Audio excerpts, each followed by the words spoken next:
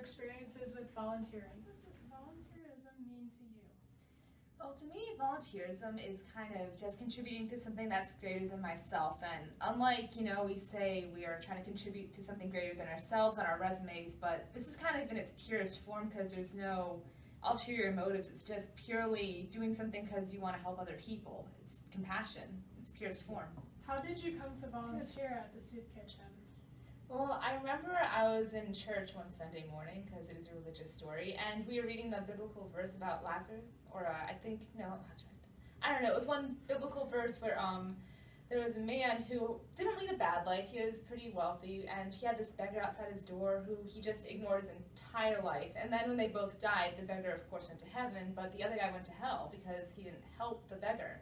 And I used to think, well, that sounds a little harsh, but I kind of got to thinking about how if we are truly Christian, or even truly human for that matter, we need to help our fellow man in that sense, and that was probably how he ended up in hell. He wasn't a bad guy, and not that I think if I don't volunteer I'll go to hell or anything like that. I like to think I lead a decent lifestyle, but it just got me thinking about how much I ignore even just something that's outside my front door. Like, hunger is a very real problem, even in the United States, that we don't acknowledge, and if I could even just help some people in that sense, then I figure I'm doing a good thing and Responsibilities as a volunteer.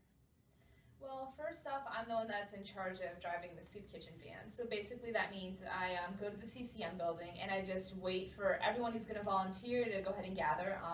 We're supposed to leave technically at 3:45, but it's courtesy to wait 5 minutes in case someone's late maybe. So then we just, or at least I drive the van up to Blessed Sacrament Church, and that's when we do that's when we coordinate with the other families that are volunteering there, and they're the ones that are usually in charge of cooking the food, and they'll give us small tasks usually, like cutting vegetables or maybe making salad. Some of us have stirred a few cans of soup before, sometimes beans, depending, because meals do vary. We also get the drinks prepared, and as soon as that's all done, if they, depending on preference, sometimes we'll set the table as well, so we'll go ahead and do that.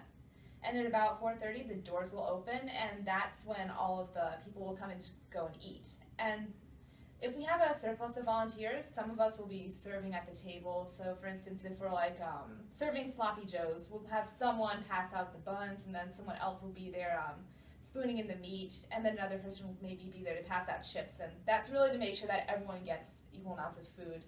And then of course, we'll stay up there in case people come up for seconds.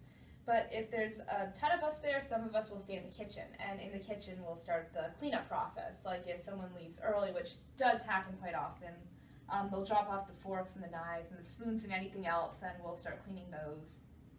And then I think most of the work does start afterwards when everyone has their food. We'll try to regulate the cleaning up, but a lot of times we do eat with the people sometimes, and we'll go ahead and just talk to them just so they can have someone listen to them and just interact, especially if there's someone alone. That's something that we usually do. As soon as everyone's done eating and everyone is left, the cleanup responsibility begins. And we have a team in the kitchen who will be there, like I said, cleaning out the silverware and the dishes. And we'll have to clean those off by hand first and then stick those in the dishwasher, which is pretty nifty.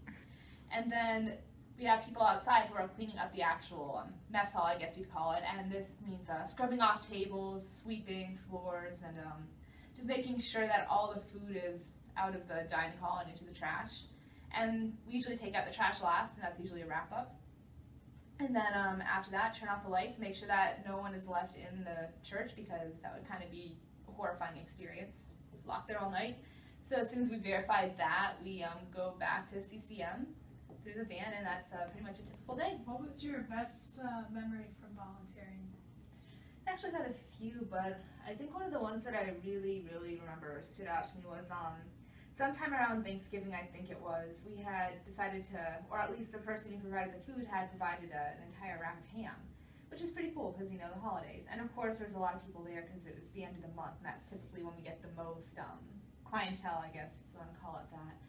And we were carving the ham, and just getting everyone set up, and it's kind of just a typical day, but everyone was so grateful to get it. It was just, they're always grateful because they always say thank you and they're very polite, but just for some reason this time, everyone was talking about how delicious the ham was and how good it was, and everyone kept coming back for seconds, and of course we had a surplus of ham, thank goodness.